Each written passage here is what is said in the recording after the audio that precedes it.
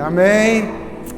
Glória a Deus, ainda nesse mover, diga assim para o Senhor: nesta noite, eu abro o meu coração para receber da palavra de Deus, que é a verdade.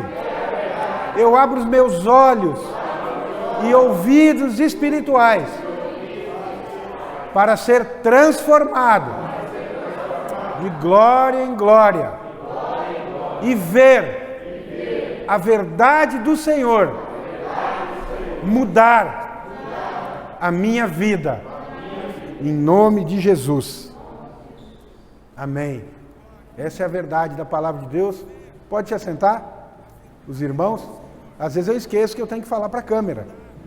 Então no culto passado, depois eu fui ver eu falando, eu só estou assim, minha cabeça só está assim, e eu não olho para a câmera, tenho que olhar para a câmera, né? Mas eu sei que os irmãos estão aqui, estão ouvindo. Esse pregar, como nós estamos pregando, como igreja, hoje, no mundo inteiro, faz, eu creio, que é um exercício de fé para todos nós. É um exercício de fé para quem prega, é um exercício de fé para quem está aqui no culto, ouvindo a pregação, e é um exercício de fé para quem está do outro lado nos ouvindo, né? E eu já recebi uma mensagem aqui, tem gente muito longe nos ouvindo, né? Amém? Nós vamos deixar, se você vem preparado para dizimar e ofertar, separe a sua oferta, separe seu dízimo, que nós vamos fazer esse momento de dízimo e de ofertas no final do culto. Amém? Então, agora em outubro, vou frisar de novo para vocês, nós vamos ter um jejum de 21 dias. Eu gostaria que você preparasse o seu espírito, já fosse aquecendo o seu espírito, né? Para receber da palavra do Senhor, né? Preparar seu corpo e seu espírito para receber da verdade, que é mudança, que é transformação. Nós estamos vivendo dias que eu acredito que sejam literalmente os últimos dias, né? Nós temos que nos preparar porque o Senhor está às portas. Deixa eu falar um negócio para você. Você sabe quem que vai ser arrebatado? Essa é uma pergunta que todo mundo quer saber, né? É o crente maduro. O infantil não. A criança ainda, em Cristo, ele foi salvo, mas ele não vai ser arrebatado. Sou eu que falo isso? Não, é a palavra. Quando você lê as parábolas que o Senhor nos deixou, e Ele nos deixou as parábolas para nos instruírem. Eu creio aqui, né, na igreja como um todo, que todos nós estamos preparados para a vida do Senhor, todos nós estamos maduros e nós entendemos a graça dEle, o amor dEle por nós. Mas quem é o crente maduro? É aquele que entendeu que ele é justificado pela fé, que independente de obras, o Senhor tem alegria nele, porque ele creu e vive crendo em Jesus Cristo. Amém? Então esse é o crente maduro. É assim que nós temos que viver a nossa vida, diariamente. Assim, pois, como recebestes a Cristo, assim também andai nele, vivei nele, pela graça, mediante a fé. E algumas pessoas perguntam, e essa dúvida muitas vezes vem na cabeça de alguns, perguntando assim: olha, o que eu sou? Como que Deus me vê? Eu sou filho ou eu sou servo? Né? E a verdade é que em diversas situações que nós temos na nossa vida, a nossa fé ela precisa ser testada. A nossa fé, entenda, a nossa fé ela é preciso ser testada. O Senhor testa, o Senhor nos prova a nossa fé. E toda vez que a nossa fé é testada e nós somos aprovados, isso redunda em honra e glória para o Senhor Jesus. Em qual área da minha vida, da sua vida, a fé vai ser testada? Em qualquer área. A resposta é nossa, mas que a nossa fé é testada, ela é testada. Não, mas eu não sou filho amado. Mas eu não sou servo. Você é servo também. Nós precisamos servir ao Senhor, Precisamos. Nós precisamos servir o Senhor. Os apóstolos, eles foram servos. Todos os apóstolos foram servos. Mas eles não eram filhos? Eram.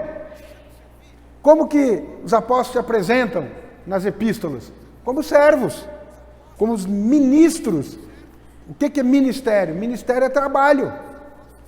Quem é ministro é porque trabalha para Deus. Eu sou ministro de Deus. Eu trabalho para Deus, todos nós. Essa é a nossa visão. Nós fomos instituídos reino e sacerdócio. Há algo de errado em ser servo? Há algo de errado em servir o Senhor? Não. Não tem nada de errado em servir o Senhor. Mas o que tem de errado em servir o Senhor? Tem alguma coisa errada em servir o Senhor? O errado que existe em servir o Senhor, presta bem atenção, é você querer ser servo, sem antes entender, antes de ser servo, que você é filho. E não só filho, mas que você é filho amado, que Ele te ama. Muitas vezes, pessoas querem servir ao Senhor, mas ainda não entenderam que eles são filhos. Quando você entende que você é filho, e isso é sinal de amadurecimento, quando você entende que você é amado, que alguém morreu na cruz, todo mundo, né? Normalmente as irmãs, né? Eu quero que alguém morra de amor por mim. Morreu pelas irmãs e pelos irmãos. Jesus. Então, quando você entende que em virtude da morte de Cristo, você se tornou filho de Deus, isso tem uma repercussão gigantesca na sua vida.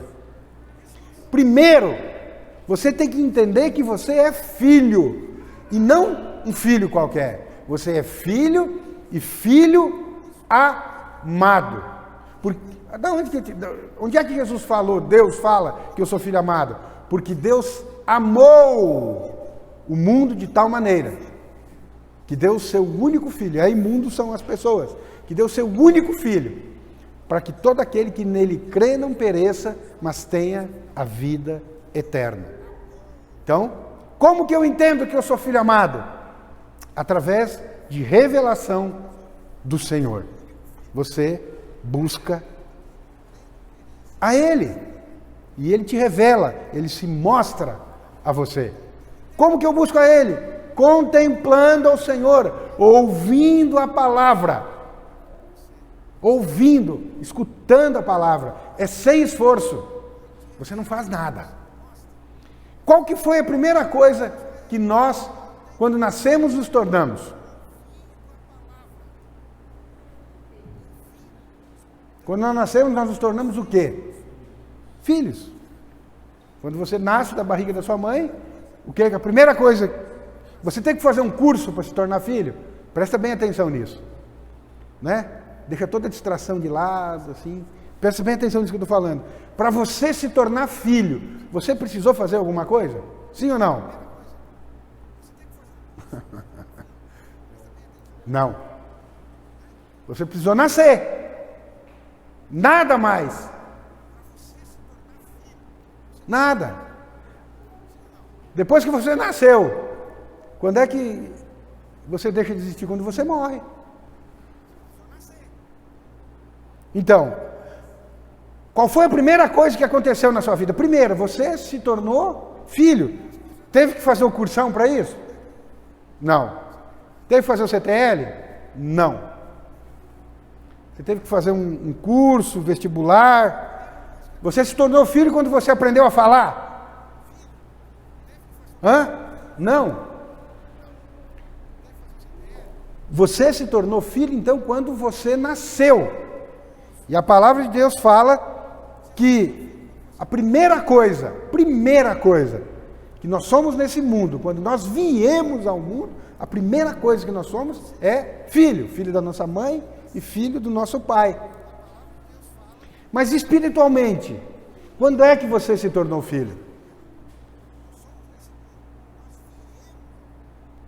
O dia que você abriu essa boca e confessou a Jesus como Senhor e Salvador. Nesse dia, você se tornou filho e você não precisou fazer nada. Você simplesmente abriu a sua boca. Quando você nasceu da sua mãe e do seu pai, você precisou fazer alguma coisa? Não. Você simplesmente nasceu. Eles fizeram. Você não fez nada. Quando você nasceu do Espírito, você aceitou Jesus como Senhor e Salvador, você precisou fazer alguma coisa? Preste atenção. Quando você se tornou filho de Deus, você não precisou fazer nada. Você simplesmente abriu a sua boca. E isso é amor. Você se tornou filho de Deus porque Deus te ama. 1 João 3:1 diz o seguinte, 1 João, capítulo 3, verso 1, vede que grande amor nos tem concedido o Pai. Que grande amor é esse? A ponto de sermos chamados filhos de Deus. É amor ou não é? Pegou um Zé Ninguém, um Zé Ruela, e transformou em filho de Deus. Vede que grande amor nos tem concedido o Pai, a ponto de sermos chamados filhos de Deus. Por quê? Porque você aceitou, creu com o seu coração e confessou com a sua boca que Jesus Cristo é Filho de Deus, que Ele morreu e ressuscitou. Por este ato, tem como voltar atrás isso? Você que já nasceu do seu pai e da sua mãe, tem como você voltar atrás esse nascimento? Não tem. Na carne não tem como você voltar atrás. Não tem. Qual? Então, e no espírito, tem como eu voltar atrás? Depois que... É o mesmo efeito. Uma vez me perguntaram isso. E aí, a pessoa depois que confessa Jesus como Senhor e salvação, será mesmo que ele foi salvo? Não entra nesse mérito. Porque a pessoa depois que nasce em Cristo, como que ela vai morrer? Como? Mas isso, o fato de nós termos sido tornados filhos de Deus, tem uma importância muito grande na nossa vida. Por quê? Filho tem acesso ao pai. Tem ou não tem? Quando você entende que você é filho, você tem acesso ao pai. Você tem a natureza do pai, você tem o DNA de Deus. Você tem a herança daquilo que seu pai tem. Você tem a mesma vida do seu pai. Você comunga com a mesma vida, no mesmo ambiente. Você tem o mesmo nome ou o sobrenome do seu pai. Você desfruta daquilo que o seu pai tem. Isso é tanto natural como espiritualmente falando. Você desfruta da influência que o seu pai tem. Se eu viesse para cá como homem pregar aquilo que não é verdade, ok. Mas eu estou falando, não sou eu que falei isso. É Deus. Você se tornou filho. E as consequências disso, tanto no mundo natural como no mundo espiritual, elas são tremendas na nossa vida. Quando nós entendemos e cremos nisso. Muitas vezes nós só entendemos. Por que vem tribulação na nossa vida? Nós entendemos, nós confessamos, nós aceitamos, nós somos salvos, para que a nossa fé seja ativada. Tudo que você recebe, o fato de você ter o DNA de Cristo, a mesma vida, a mesma herança, o mesmo patrimônio, você pode desfrutar no Senhor, você tem a autoridade de Deus na sua vida, por um só motivo. Um só motivo. Porque você é filho. Ah, eu não entendi. Entenda, digamos que aqui no Brasil não fosse o presidencialismo, fosse a monarquia, tivesse o rei e o rei tivesse filhos, que são príncipes. De tudo aquilo que o rei desfruta, os príncipes, os filhos dele desfrutam. Tem autoridade também. né? Eu ouvi uma vez uma pregação, e o pregador dizia assim, olha, em todo lugar que eu entro, depois que eu entendi isso, qualquer lugar que eu entro, quando eu subo no púlpito para pregar, eu vou a algum lugar, eu sou convidado, que eu entro no ambiente, ele mesmo fala assim, isso não é exaltação ou autoexaltação, mas diz assim, agora eu sou filho do rei. Agora eu estou entrando e eu vou abrir a minha boca e eu vou falar. Meu Pai está comigo. Tudo isso acontece porque você é filho. O problema é que nós pensamos, por que nós não desfrutamos de algumas coisas em diversas áreas da nossa vida ou em algumas áreas da nossa vida? Porque às vezes nós pensamos que nós entendemos que nós somos filhos. Nós imaginamos, mas nós não conseguimos desfrutar. Nós entendemos com a nossa mente, mas muitas vezes as circunstâncias impedem que a nossa fé seja ativada. Como é que nós ativamos a nossa fé? Ouvindo a palavra, confessando a palavra. Eu falei isso e repito, você mesmo, sozinho, você pode ativar sua fé quando você confessa a verdade da palavra. Confessar é falar, você ouve a sua voz. Você está exercitando duplamente a sua fé, porque você ouve quando você fala. Você ouve, a fé vem pelo ouvir. E você é um sinônimo de que você creu, por quê? Porque você está falando, crie, por isso é que falei. E a fé vem pelo ouvir. Então, muitas vezes nós imaginamos que nós entendemos. E realmente, com a nossa mente nós entendemos. Mas o nosso crescimento espiritual, ele não vem única e exclusivamente com a nossa mente. Nós entendemos como a nossa mente é uma parte do processo. O que eu estou falando que você é filho de Deus, não é uma ilustração bonita. Eu não vim aqui para, olha, você é filho de Deus, entendeu, irmão, irmã? Não, isso é uma realidade. Fala assim comigo, eu sou filho de Deus. E isto é uma realidade espiritual e natural. Você sabe por que é natural? Porque assim como é lá, é aqui. Você é filho, você é filha. Nós temos que viver nisso. Você nasceu de novo. Você nasceu de novo. Antes você não era filho de Deus. Você estava lá no mundão. Antes você era filho de outro. Mas você nasceu de novo. Você aceitou Jesus como Senhor e Salvador. Deus era tão bom. Deus é tão bom. Deus é tão bom que nós não poderíamos morrer e nascer de novo. Nós não poderíamos morrer por nós mesmos. Normalmente, quando nós morremos, nós morremos. Não é isso? Morreu, morreu, enterrou. Cidade de pé junto. Tchau e tchau.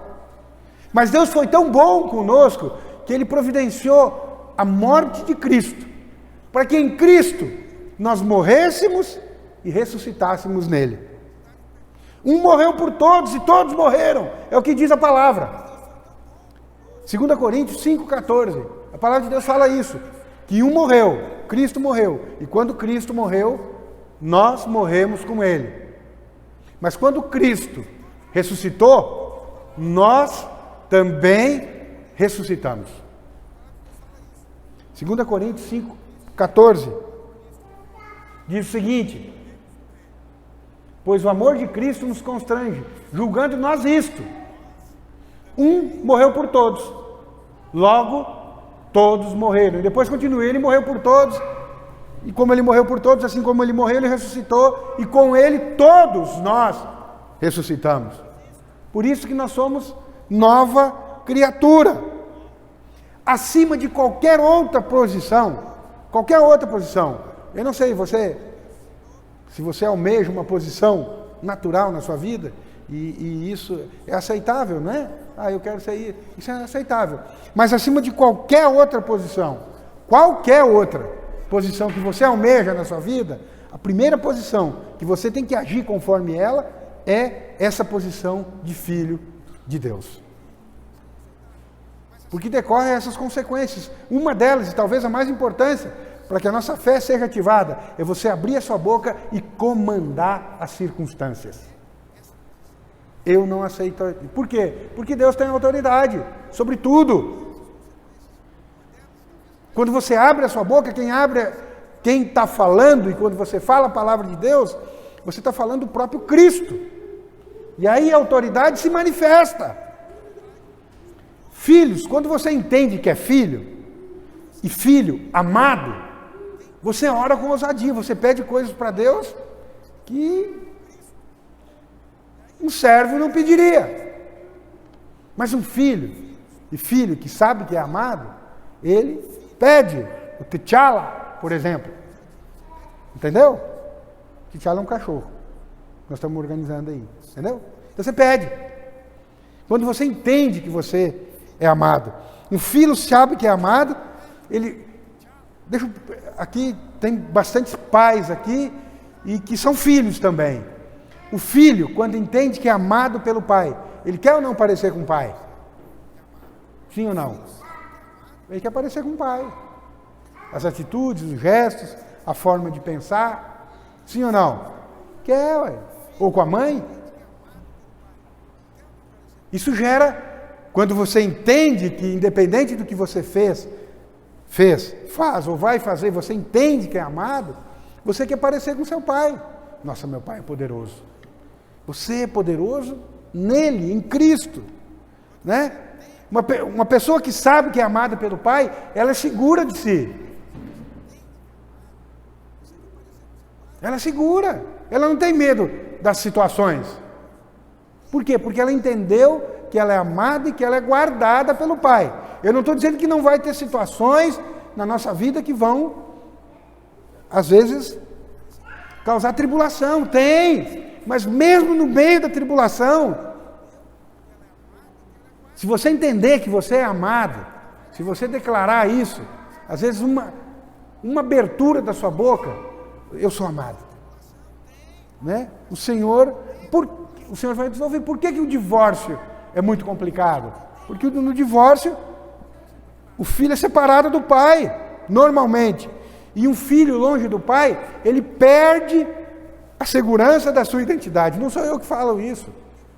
Né? Quando você vê pesquisas, psicólogos, né? Eu já fiz algumas defesas, quando você analisa e vai estudar o que a falta de um pai, e aqui eu estou falando de um pai, não da mãe, a falta de um pai causa na estrutura psicológica de uma pessoa, isso abala. Por quê? Perde a identidade. Presta atenção, tudo que você quer mudar na sua vida e transformar na sua vida, é essencial que você entenda que você é filho e que você é amado por Deus. Fala assim: eu sou filho de Deus, e Ele me ama incondicionalmente. Amém? Você quer vencer a inveja? Alguém aqui tem inveja? Eu perguntei. Alguém aqui tem inveja de alguma pessoa, alguma coisa que a pessoa tem? Eu não, pastor, o que é isso aí? Eu invejoso? Eu? Não tem inveja, não. Nunca ninguém fala isso, né? Mas tem inveja. E inveja não é santa, inveja é inveja. Você olha uma coisa, você deseja, você cobiça, né? Mas deixa eu falar um negócio, você não precisa ter inveja de ninguém. É só você pedir para Deus. Porque você tem um pai poderoso que vai te dar o que você quer. É só você abrir sua boca. Pai, eu quero aquele tênis. Arruma ele para mim. Não pergunta como. Peça para ele, você tem um pai. Você tem que lutar para não ser invejoso? Não. Se você lutar, quanto mais você lutar para não ser, mais você vai ser. Porque a força do pecado é a lei. E quanto mais você diz que não é invejoso, mais você vai ser. Só peça para o seu pai aquilo que você quer. Você tem mania de roubar coisas? Furtar coisas?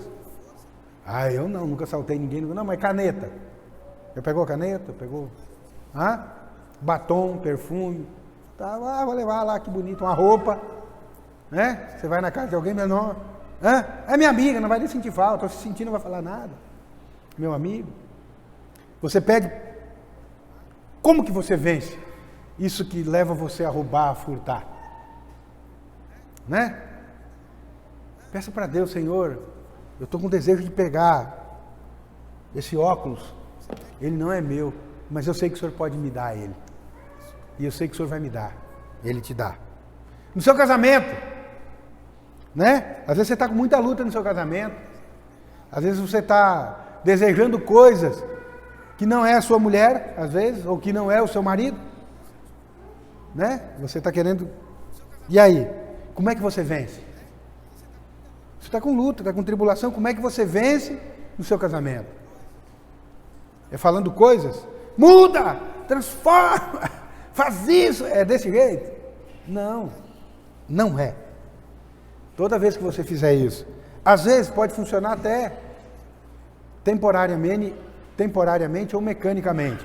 Nós temos que ter algumas atitudes? Tem, mas até essas atitudes é o Senhor que nos capacita nela, quando nós pedimos para que o Senhor nos mude e nos transforme. Você não tem noção do que Deus pode fazer com o seu cônjuge, não de mal, mas de bem. Não vai fazer que nem o Alexandre Latoeiro. Deus dê a paga para essa mulher, ou dê a paga para esse... Não, Deus não faz isso. Mas quando você pede, você não tem noção o que Deus pode fazer com você no seu casamento. Você não tem noção o que Deus pode fazer com você no seu casamento e o que pode fazer com o seu cônjuge. Mas é Ele que faz.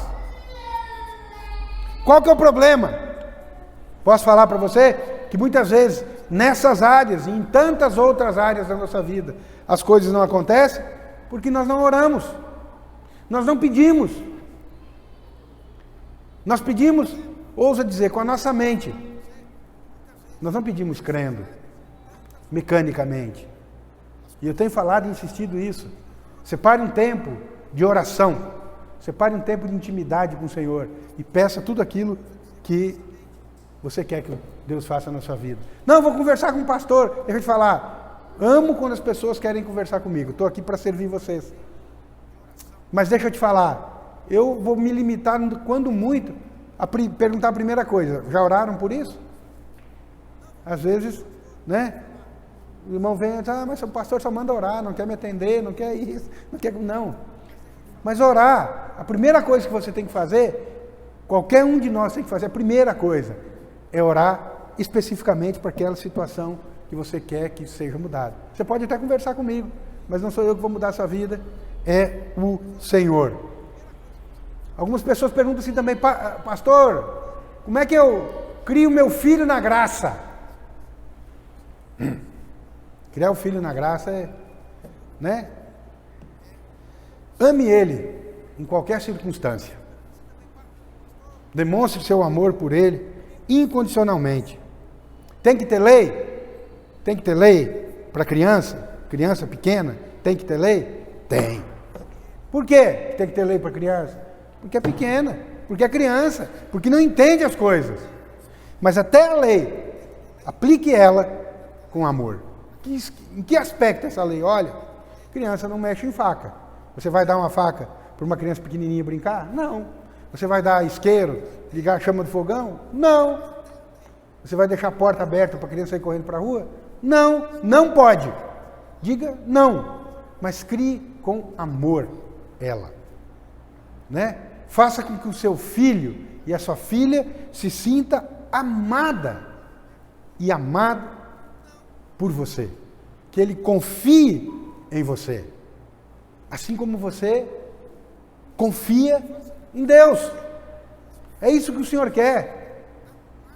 O nosso relacionamento de pai com filho aqui é só sombra, não é realidade, é só sombra do nosso relacionamento com Deus. Só sombra, a palavra de Deus fala isso.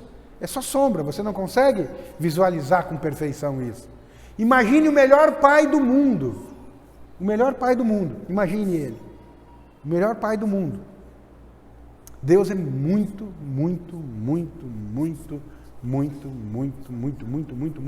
melhor. Se nós que somos maus, sabemos dar boas coisas aos nossos filhos, quanto mais o nosso Pai que está no céu. E por falar em filho, eu gostaria de compartilhar com vocês uma parábola, todo mundo conhece, que é a parábola do filho pródigo. Mas sobre um novo prisma, sobre um novo enfoque. Pelo menos para mim, né? Parábola do filho pródigo, Lucas 15, 11, diz o seguinte: certo homem tinha 2 filhos. Quantos filhos? Quantos? 2. Certo homem tinha 2 filhos. O mais moço deles disse ao pai: Pai, dá-me a parte dos meus bens que me cabe. E ele lhe repartiu os haveres. Passados não muitos dias, o filho moço, ajuntando tudo que era seu, partiu para uma terra distante e lá dissipou, gastou, moeu, torrou todos os seus bens, vivendo dissolutamente. Viver dissolutamente é sem regra. Sem regra. Né? Às vezes embriagando, gastando dinheiro com prostituta. Depois de ter consumido tudo, sobreveio àquele país uma grande fome, ou seja, o filho pródigo já não tinha mais nada, ele tinha gastado tudo e além, para piorar a situação dele, tinha vindo fome sobre aquele lugar que ele estava. E ele começou a passar necessidade, consequência disso. Então ele foi e se agregou a um dos cidadãos daquela terra, e este o mandou para os seus campos a guardar porcos. Lá em Israel, essa notícia é contada, é noticiada em Israel. A pior coisa que tem lá, e eu acho que em muitos lugares, é você cuidar de porcos. Então o pior serviço que tinha para ele foi fazer, que foi cuidar de porco. Ali desejava ele fartar-se das alfarrobas, lavagem, que os porcos comiam, mas ninguém lhe dava nada. Então, caindo em si, disse: quantos trabalhadores de meu pai têm pão com fartura e eu aqui morro de fome? Quantos trabalhadores de meu pai têm pão com fartura e eu aqui morro de fome? Olha a mentalidade desse filho. Ele era filho. Ele não disse assim: nossa, olha, eu estou aqui passando fome e eu sou filho do fazendeiro tal. Era fazenda que tinha, certamente, naquela época.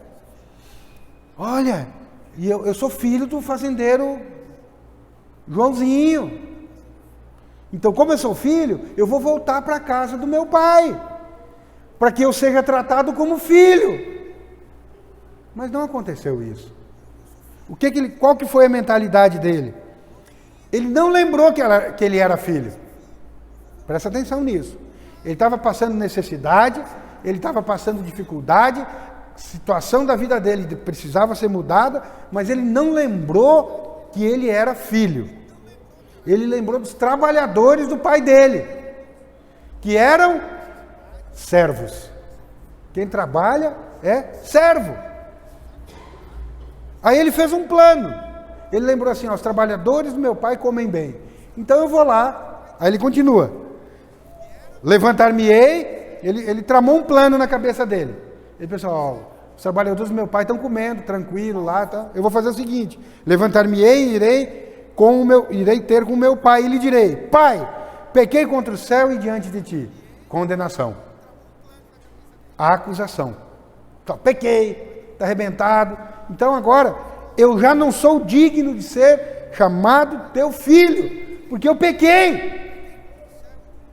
Trata-me como o quê? Ele não pediu para ser tratado como filho. Ele pediu para ser tratado como um dos teus trabalhadores. Ele disse assim: ó, eu quero ser tratado como servo, como trabalhador, quando na realidade ele era filho. Ele queria ser tratado como filho? Não. Chamou de pai, olha, ele chamou o pai de pai, lembrando que esse pai aqui nessa história é Deus, e que esse filho somos nós, ou alguns de nós, porque tem outros que são o outro filho. Ele chamou de pai, mas ele não pediu tratamento de filho. Isso é terrível. Muitas vezes em oração nós chamamos Deus de pai, mas nós não cremos que ele é nosso pai. Ele chamou de pai, mas pediu que fosse tratado como empregado. Ele tinha ousadia, porque a mente dele acusava ele. Ele tinha ousadia para chegar diante do pai e pedir coisas poderosas. Pai, eu quero comer aqui, estou em casa, cheguei. Ele fez isso? Não. Embora ele chamasse aquele senhor de pai, ele não se via como filho. E com isso, ele perdeu a ousadia de falar com o pai dele. O caminho da santidade. Se algo te perturba na sua cabeça, em relação aos pecados que contrariam a santidade, o caminho da vitória, né? O caminho do suprimento na sua vida, o caminho de alegria no seu casamento, é algo muito simples de ser resolvido. Você tem que pedir. E quando você pedir, você entenda, eu sou amado. E porque eu sou amado, e porque eu sou filho, o Senhor me ouve. Essa situação não foi criada por Ele. Eu sei que o Senhor vai resolver. Ele quer tudo de bom na minha vida. Pai amado, em nome de Jesus, eu te peço, resolve isso para mim. Resolve. Não tem complicação. Não tem mistério. Ah, mas eu já pedi tantas vezes. Continue pedindo mais. Jesus orou para Deus 3 vezes. E esse 3 indica uma completude. Às vezes você vai ter que orar mais. Mas como que eu vou chegar e pedir depois que eu maltratei tanto fulano, beltrano, fiz isso, fiz aquilo? Eu não fiz a minha parte, assim, o que eu fiz? Por que ele queria ser tratado como servo? Porque ele entendia na cabeça dele que ele não tinha feito a parte correta, ele não tinha agido correto com o pai e ele não tinha ousadia para pedir. Olha, eu não estou produzindo nada, eu estou indo na célula, as células não estão multiplicando, é porque eu não estou fazendo a minha parte. Muitos chegam diante de Deus como servos, como trabalhadores, e não como filhos. Quando nós chegamos diante do Senhor, mesmo chamando de Pai,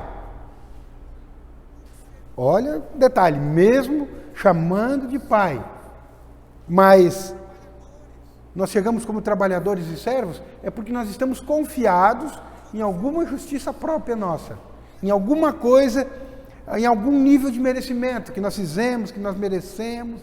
E deixa eu te falar, nós não merecemos nada. Se alguém merece alguma coisa na nossa história de vida, é Jesus. Nós nunca conseguiremos fazer todo o serviço no nível e no padrão de Deus. Ninguém consegue fazer. O que você acha que é o padrão de excelência de Deus? De um prédio, de uma igreja, de uma pregação?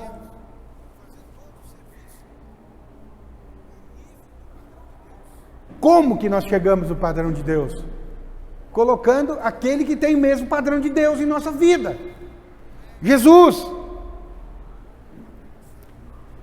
E por que nós não atingimos esse padrão de Deus, que é o padrão que Deus quer? Porque nós estamos agindo como servos e não como filhos. Quando você chega diante do Senhor, confiado na justiça de Cristo, coisas poderosas acontecem na sua vida. E a história continua. E levantando-se foi para seu pai.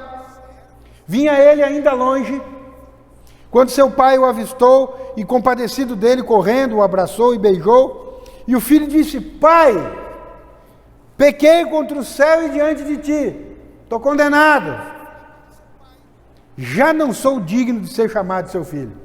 Tem uma palavra aí que ela é muito importante, que eu gostaria que você prestasse atenção, e que você vai entender onde é que está a justiça própria desse camarada.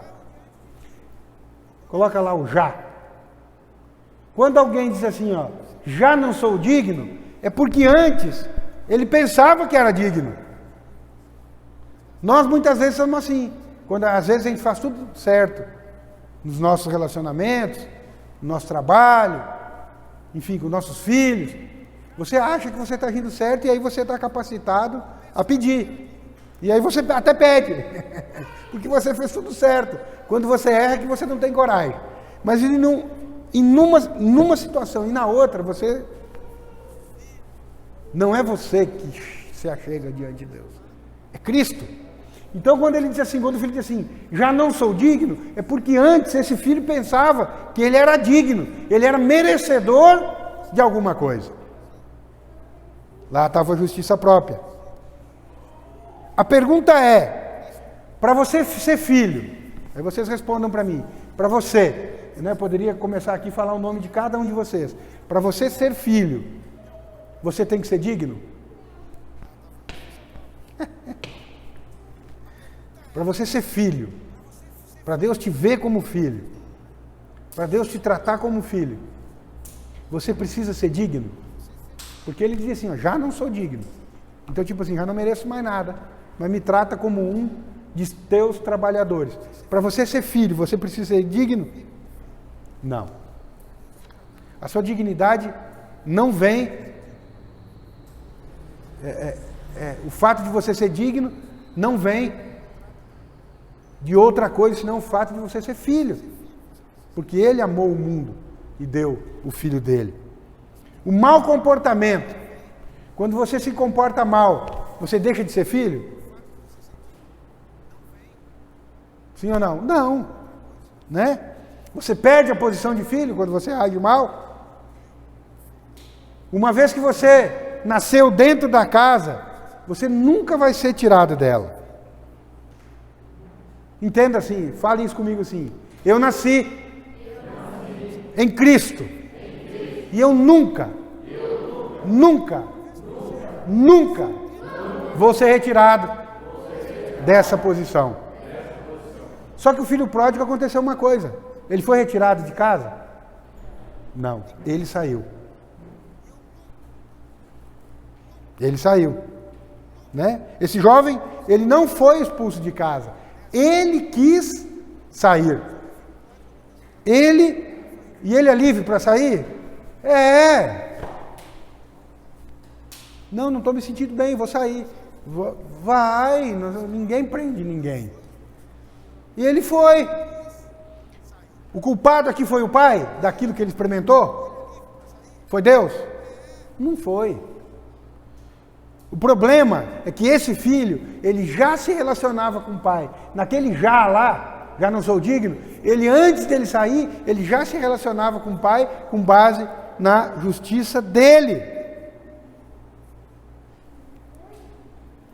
Você, nós somos filhos e nós temos direito à herança pelo simples fato de nós sermos filhos.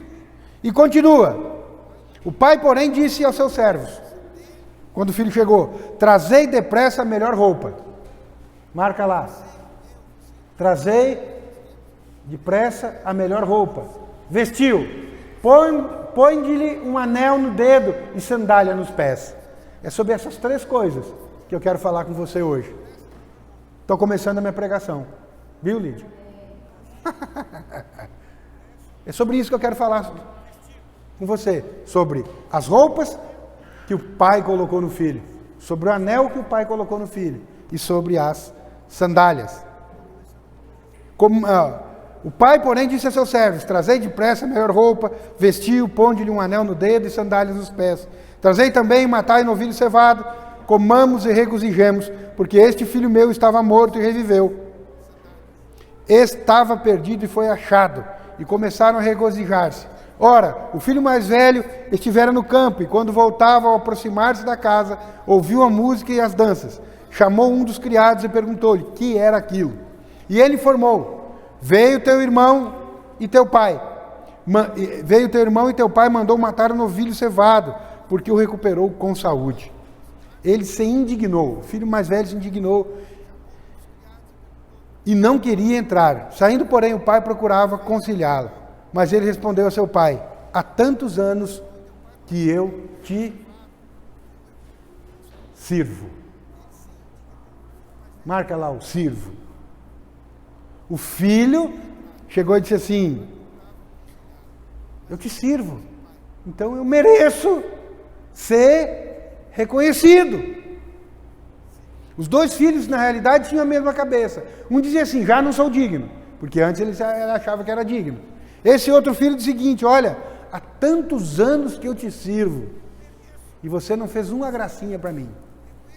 Não deu um carneiro, um cabrito para nós, para eu comemorar com os meus amigos, né? Aparentemente, o comportamento dos dois são diferentes, um porque saiu de casa e outro porque ficou. Às vezes você diz assim, nossa, mas o que ficou tá certo, né? O que ficou, o pai tinha que fazer um agrado lá para o pai, ficou ajudando o pai, trabalhava com o pai. Mas a mente deles era a mesma, era de justiça própria, era de reconhecimento. O que ficou em casa pensava que se fizesse tudo certo, e ele achava, há tantos anos que te sirvo, faz tudo certo, ele achava que merecia ter uma recompensa. A verdade é que ele nunca ninguém faz tudo certo. Nunca. Ninguém. Se isso um dia passar pela sua cabeça, chuta que é laço. Chuta que é laço, porque ninguém faz nada certo, nunca. Né? Não busque reconhecimento dos outros. Agora busque de Cristo. Busque de Cristo. O pai, esse pai da parábola, ele abençoa o filho, independente daquilo, e Deus é assim, independente daquilo que o filho fez.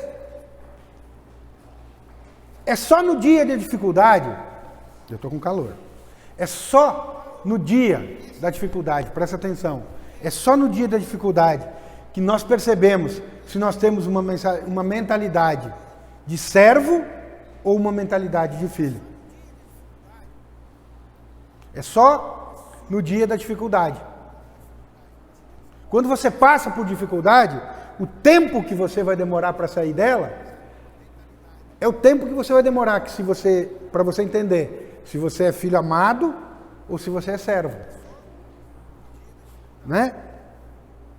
Por quê? Porque às vezes nós queremos sair da dificuldade confiada em nós.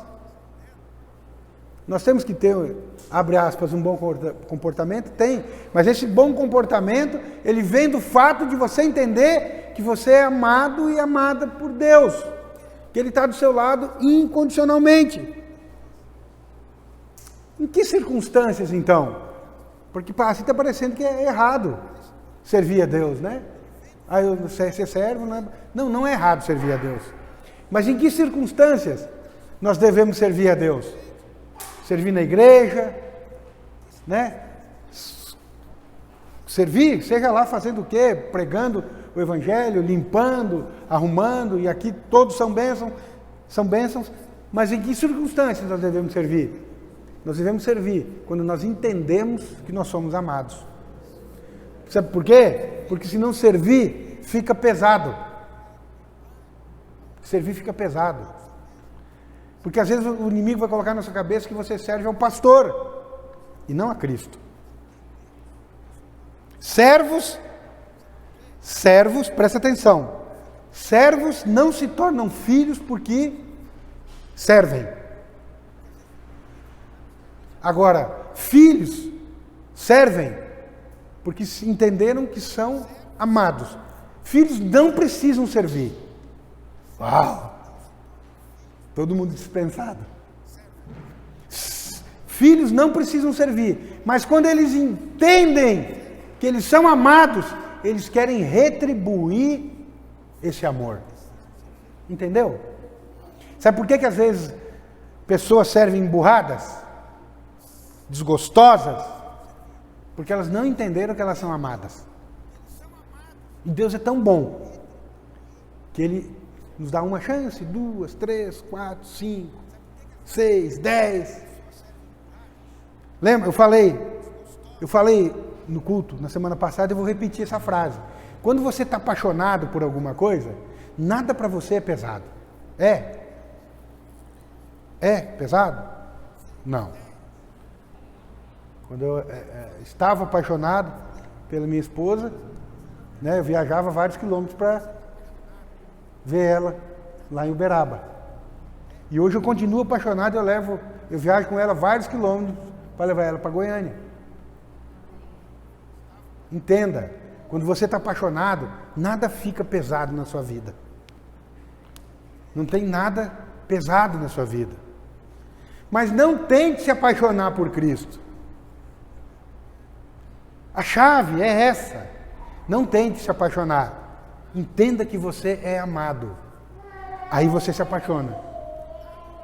Aí você diz assim, Senhor, tem tanta gente sem comer e eu estou comendo. Tem tanta gente com problemas e o Senhor tem me guardado. Entenda que você é amado, que o Senhor está com você em toda e qualquer situação. Entenda que o Senhor acalma a sua tempestade. Mas se Ele não acalmar a tempestade, Ele vai estar com você dentro da fornalha. Mas Ele nunca te abandona.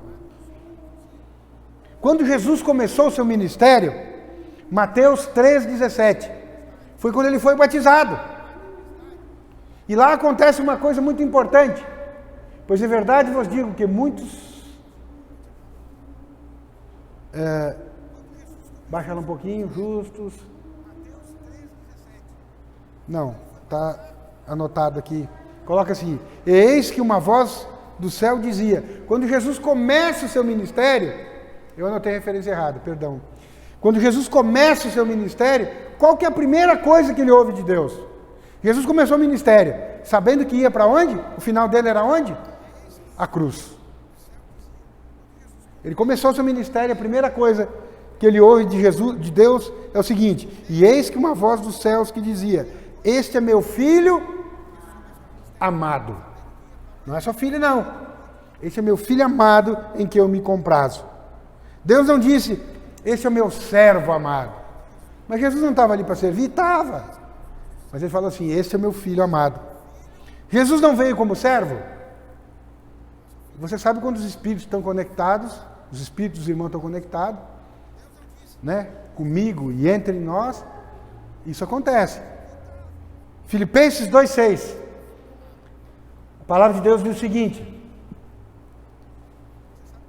pois ele, subsistindo em forma de Deus, não julgou como usurpação ser igual a Deus, antes a si mesmo se esvaziou, assumindo a forma de servo, tornando-se em semelhança de homens e reconhecido em figura humana.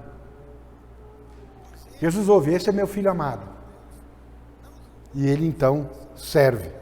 Você conhece aquela história do fariseu e do publicano? Nós, presta atenção, como que você se chega diante de Deus? Tem a história do fariseu e do publicano. O fariseu diz assim, olha, eu dou dízimo, eu faço isso, eu fiz todos os cursos da videira, eu sirvo, esse é o fariseu, né? Então o Senhor vai me abençoar. Eu não posso estar vivendo essa situação. O Senhor tem o dever, a obrigação de abençoar. Vai abençoar? Não vai. Deus rejeita o soberbo. Mas quando você chega e diz assim, Senhor, olha, eu sou pecador, sou isso, sou aquilo, sou aquele outro, tem misericórdia de mim. O Senhor faz na nossa vida. Mas esse reconhecimento de que nós somos pecadores, na nossa vida cristã, aonde que ele acontece? Ele acontece quando você aceita Jesus como Senhor e Salvador. Eu sou pecador, Pai, me salva.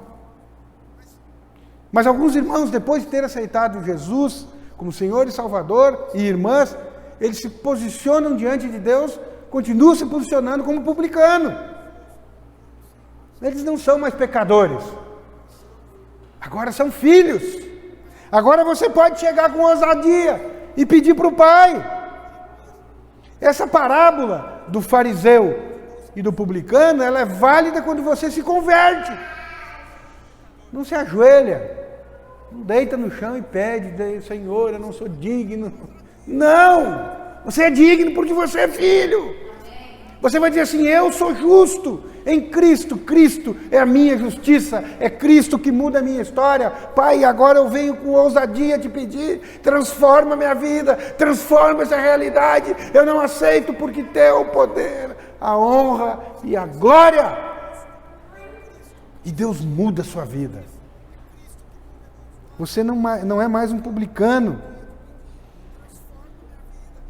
Quando você se converteu, ou quando o filho pródigo volta para casa, ele recebe 3 coisas.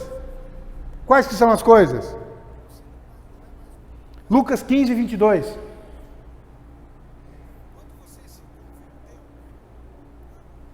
Olha o que o pai fala, Lucas 15, 22. O pai, porém, disse a seus servos. O pai tinha servos também. Esses servos do pai, se você entender que o pai é Deus, os servos são os anjos. Os anjos, eles foram criados para nos servir. Então o pai, porém, disse aos seus servos: trazei depressa a melhor roupa, vestiu, roupa, ponde-lhe um anel no dedo, anel, e a sandália nos pés, e também trazei e matai o novilho cevado.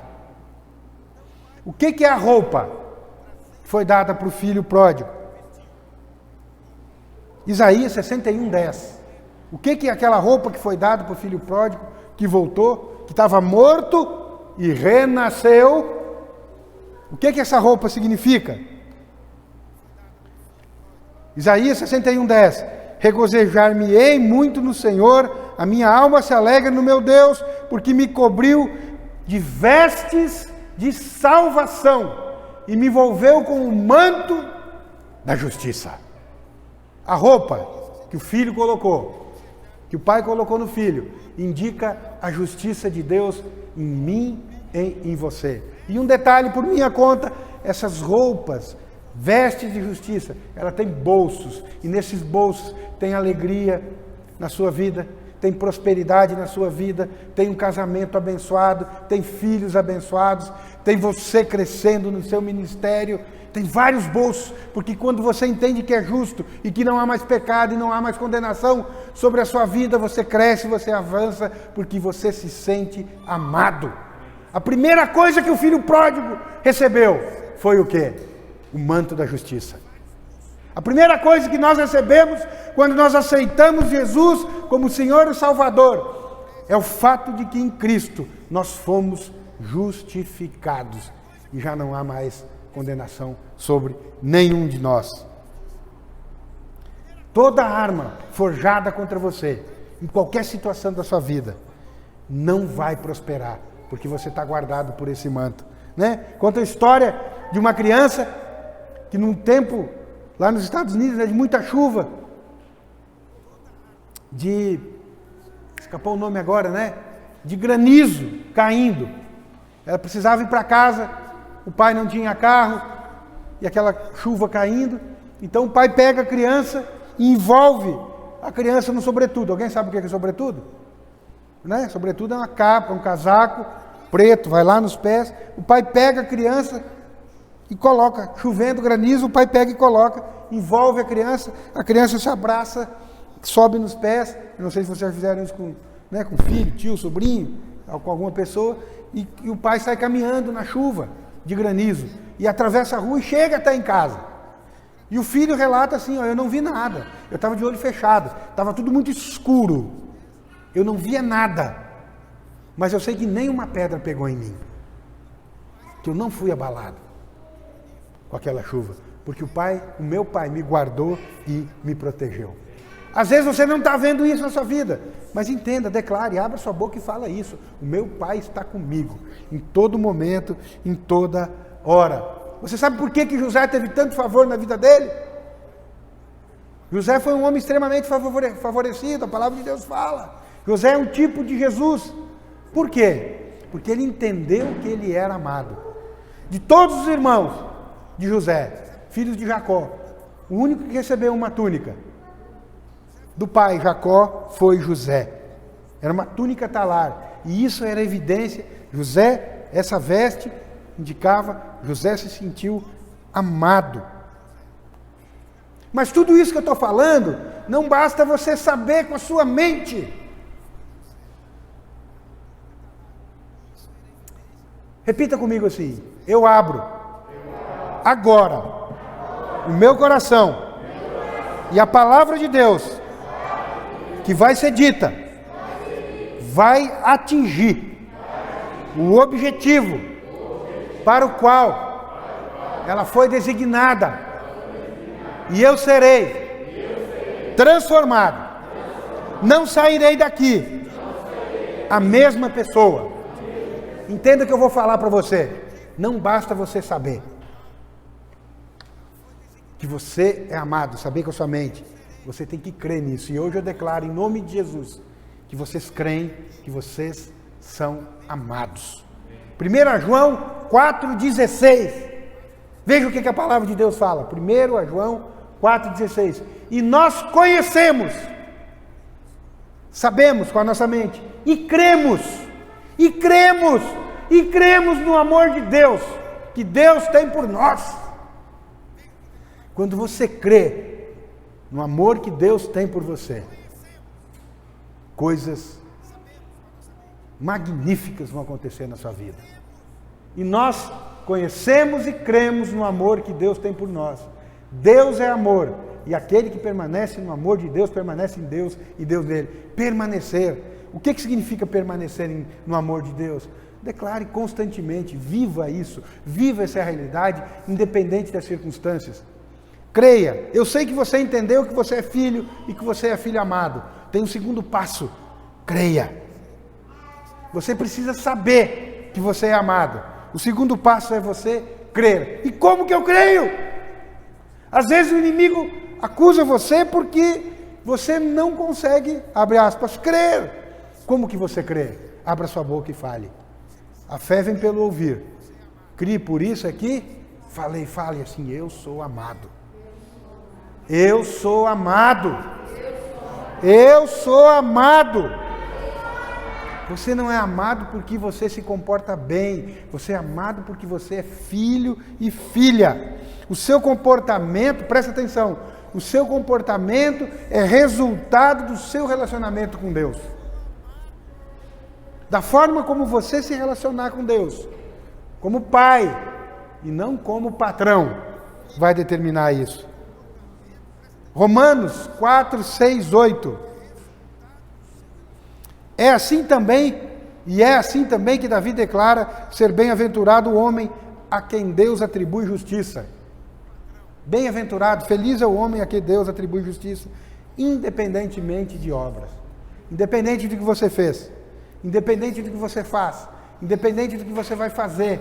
A palavra de Deus fala, quando você entende isso, quando isso gera fé no seu coração, você é feliz, porque você vai dizer assim, nada pode me impedir, nada pode me separar do amor de Deus. Você é justo sem condenação e sem acusação. Qual que é o problema de quando você não entende que você é justo? Qual que é o problema que quando você aceita a condenação? Eu sou mesmo assim. Eu fiz isso errado, é porque eu sou mesmo assim. Eu não mudei até hoje, eu não vou mudar. Qual que é o problema disso? Qual que é o problema disso? Quando você fala isso, e ainda tem um abençoado para te falar, é mesmo, você é assim. Qual que é o problema disso? A condenação, quando você aceita ela é muito séria na sua vida. Em outras palavras, quando você aceita a condenação, você está dizendo assim, o sacrifício de Cristo, para mim, não foi suficiente. Cristo não é a minha justiça. Eu tenho que mudar. Você está dizendo isso para Deus. Isso é muito sério. É muito sério. Você quer honrar o sangue de Cristo?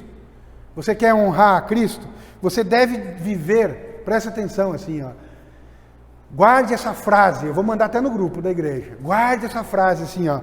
Você deve viver constantemente com uma consciência de que você já foi perdoado.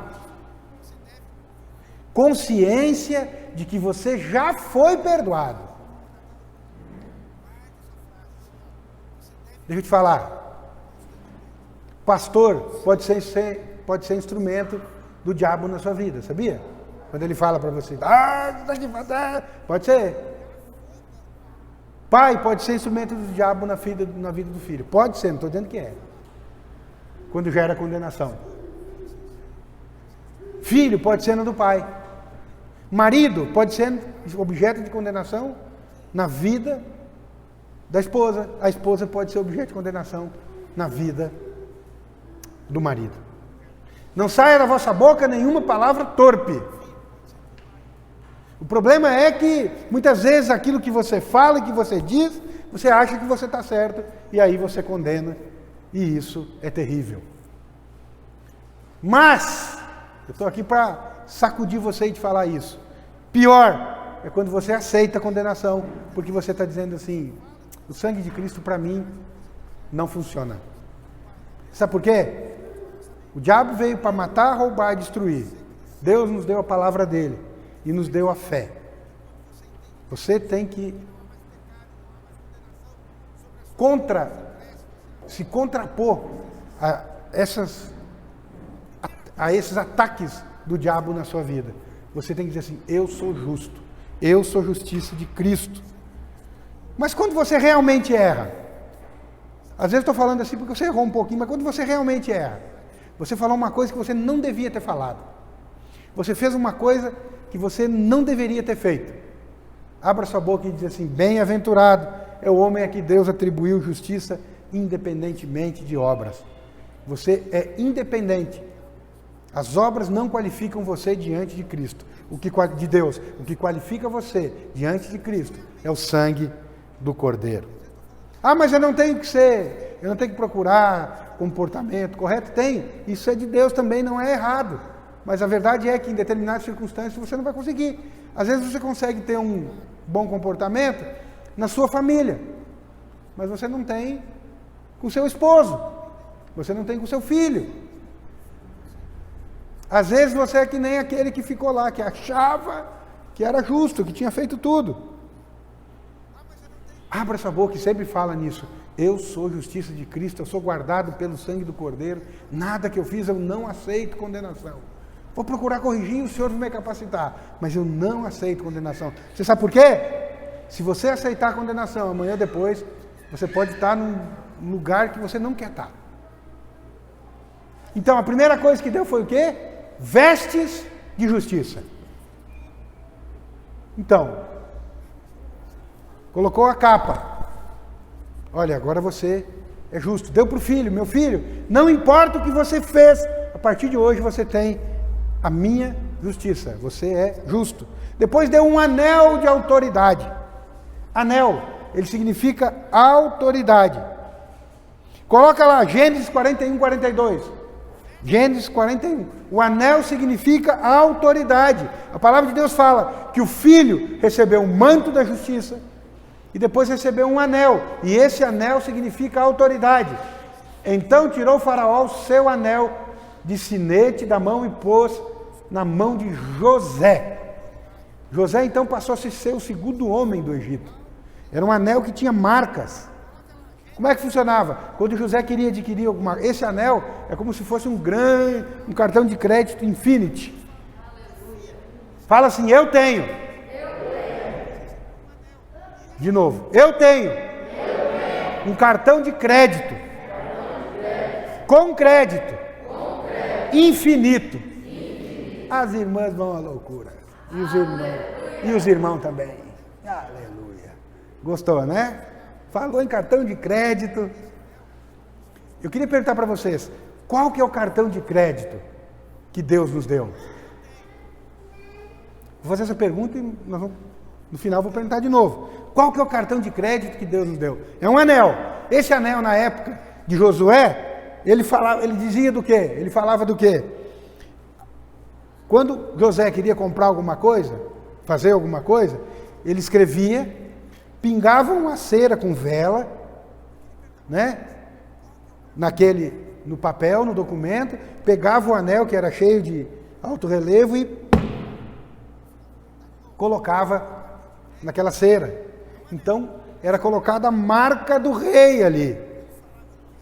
E todo mundo, então, vendia, era obrigado a entregar em virtude daquele anel. Para o filho pródigo foi colocado um anel que representava a autoridade do pai. Mas um anel não era só para fazer isso. Um anel, quando a pessoa coloca na mão, todos viam a autoridade do filho. Ninguém poderia falar, esse é aquele que... Opa! Ninguém fala isso, porque estava vendo a autoridade. Esther, ET 88, diz o seguinte, sobre anéis e autoridade. ET 88. Escrevei, pois, aos judeus, como bem vos parecer, em nome do rei. Como é que eu vou escrever? Eu vou escrever em nome do rei. E selai-o com o anel do rei. Porque os decretos feitos em nome do rei, e que com o seu anel se selam, não se pode revogar. O filho ganhou um anel, nós ganhamos um anel. O anel, o nosso anel hoje chama-se... Coloca lá. Como é que o nosso anel se chama hoje? Hã? O nosso anel de autoridade. Quem que dá essa autoridade para nós? Escrevei, pois, aos judeus como bem vos parecer. Escrevei em quem? Em nome de quem? Em nome do rei. Fala assim: eu escrevo. E a minha autoridade é em nome do rei. Dos reis. Jesus Cristo. Eis que vos dou autoridade para pesar em serpentes e escorpiões. A nossa autoridade vem quando nós abrimos a nossa boca e diz assim: eu tenho um casamento abençoado em nome de Jesus. Eu tenho uma família abençoada em nome de Jesus. Eu tenho um trabalho abençoado em nome de Jesus. Eu sou próspero em nome de Jesus. Da onde que vem a nossa autoridade? Do nome de Jesus. Quando nós abrimos a nossa boca. É uma palavra mágica? Não. Nós entendemos com a nossa mente e confessamos com a nossa boca. Amém? Qual que é o anel que nós recebemos? Qual a autoridade? De Jesus Cristo. No nome de Jesus. E tudo quanto pedirdes em meu nome. Autoridade. E tudo quanto pedirdes em quê? Em meu nome. Olha o que está escrito.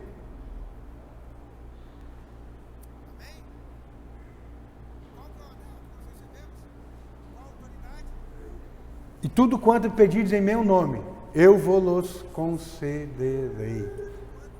Da onde que vem a autoridade? Do nome de Jesus.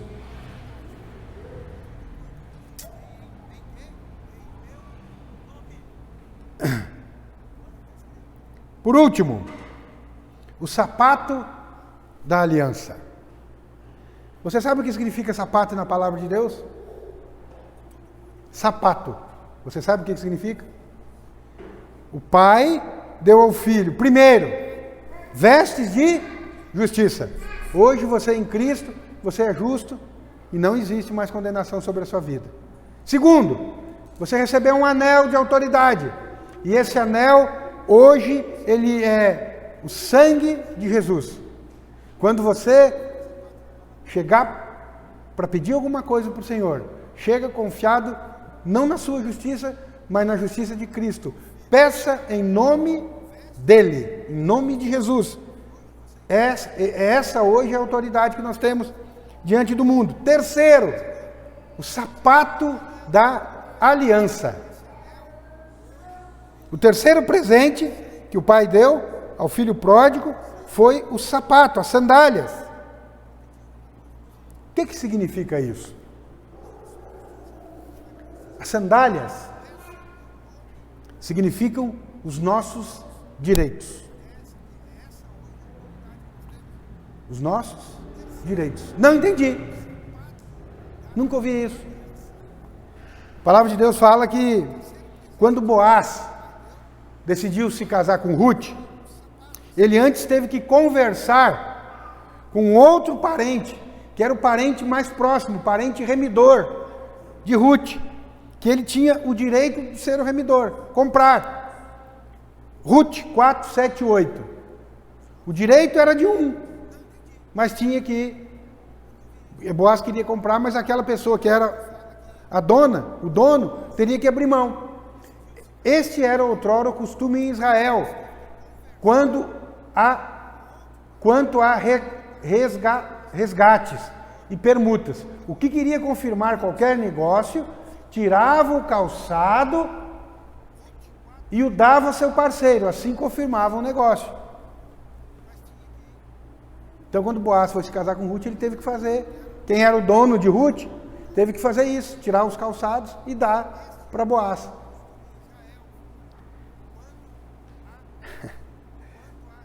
Coloca lá para mim, Êxodo 3, 4, 5. São os nossos direitos. Mas os nossos direitos diante de Deus, nós só o temos quando nós abrimos mão da nossa justiça. Deus é santo. E a santidade dele só encontra ressonância na nossa santidade em Cristo. Vendo o Senhor que ele se voltava para ver Moisés. Você lembra lá da história da sarça ardente? A sarça queimava e não se consumia. Nós, às vezes, nos queimamos e nós não podemos nos consumir com os nossos problemas, porque a nossa suficiência é Cristo. Vendo o Senhor que ele se voltava para ver, Deus no meio da sarça o chamou e disse: Moisés! Ele respondeu-me: eis-me aqui! E o que falou? Eis-me aqui. Deus continuou: não te achegues para cá, tira a sandália dos pés. Você não tem direito de estar aqui com as suas sandálias. Tira as sandálias dos pés, porque o lugar que estás é terra santa.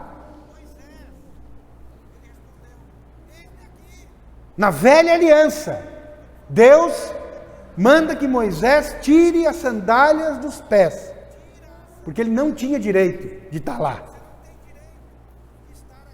Na velha aliança, na nova aliança, o Pai vem e te calça.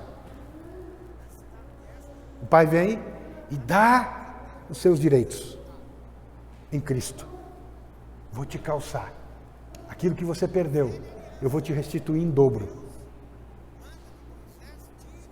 3 coisas o filho pródigo ganhou. 3 coisas o filho pródigo ganhou.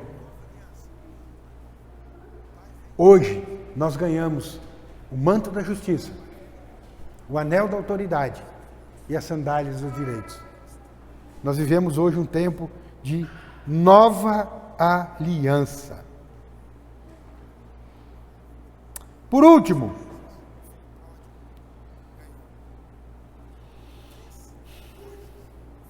Lucas 15, 25.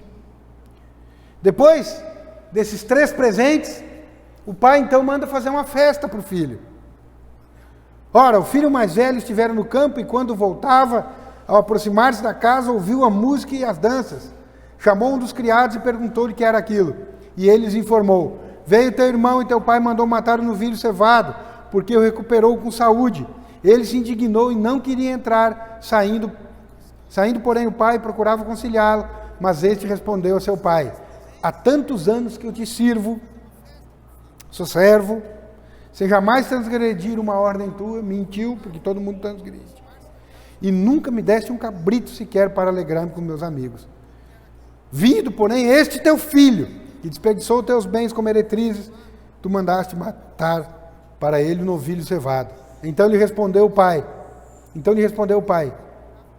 filho meu, tu sempre estás comigo. Ei, entenda. Você está sempre com Deus e Deus está sempre com você. Filho meu, tu sempre estás comigo. Tudo que é meu é teu. O filho não entendeu que a hora que ele quisesse, ele poderia ir lá e matar um cabrito para comer com os amigos. Observe. O que o filho mais velho diz? Há tanto tempo que eu te sirvo. Troca. Barganha. Oh Senhor, há tanto tempo que eu faço isso, que eu faço aquilo, que eu faço aquele outro, e nada acontece. Então ele só está piorando. Justiça própria. O problema é que somos filhos e não servos. Nós não podemos ter mentalidade de servos, nós temos que ter mentalidade de filhos. Olha o que o pai diz: meu filho, tu sempre estás comigo, tudo que é meu é teu. Em outras palavras, você sempre teve. Isso é terrível. Eu venho falando isso Em nome de Jesus, nós estamos numa igreja hoje mudada e transformada. Eu sempre venho falando isso, né? Que nós temos que exercitar a presença do Senhor na nossa vida. Olha o que o pai responde: meu filho, tu sempre estás comigo, tudo que é meu é teu. Em outras palavras, você sempre teve a minha provisão, você sempre teve a minha presença e não entendeu isto. E a presença e a provisão do Senhor na nossa vida, em todas as áreas da nossa vida, a presença e a provisão, ela vem por revelação. E a revelação, ela vem quando você busca o Senhor. Buscai, pois, em primeiro lugar o reino de Deus e a sua justiça, e todas as coisas vos serão acrescentadas. Deus não dá nenhuma garantia de que você deve achar as coisas para que você seja, todas as coisas sejam acrescentadas. Ele não diz assim, buscai e achai as coisas.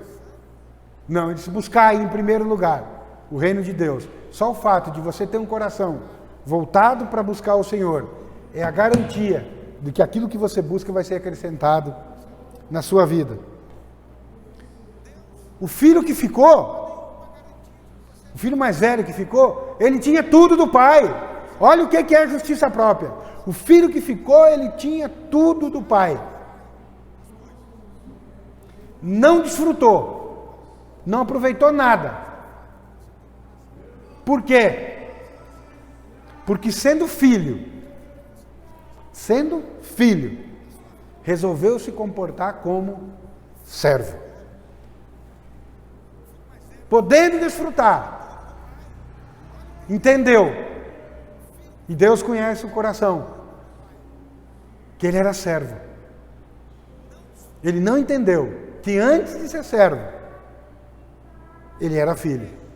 E que Deus abençoa, mesmo, e quer abençoar o filho que entende que é amado.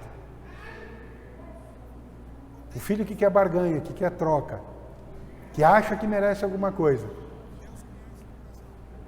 Eu ouso dizer que Deus é tão bom que às vezes Ele até dá, porque Deus é bom. Mas vai chegar um dia que você vai precisar crescer. E Deus vai te provar, e Deus vai te testar. Para quê? Para o seu bem. Para que você entenda que você é filho e filha amada e que Ele não te abandona em momento algum. Amém?